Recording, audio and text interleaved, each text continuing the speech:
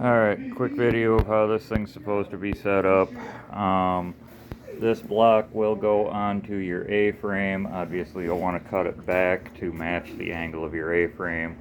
But there's 3 holes in there so that you can set your height. There will be a couple of spacer blocks available that will be in the kit that can go under this between your channel iron and this bracket to help set that height. You want your faceplate to be leaning slightly forward when it's in its relaxed position with the cam locked. When you tip this, when you pull this pin and tip this forward, this tube should be straight up and down when it hits this stop.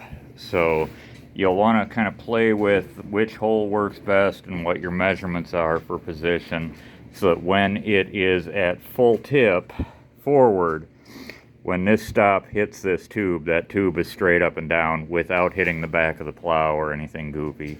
So you'll have to play with height and position a little bit in order to make sure that that gets set. But otherwise it should be pretty simple to just weld this bracket into place.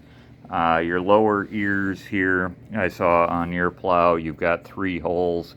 So once again, play with the position of where the faceplate sits best on which hole for your height, and then which position for this arm fits best.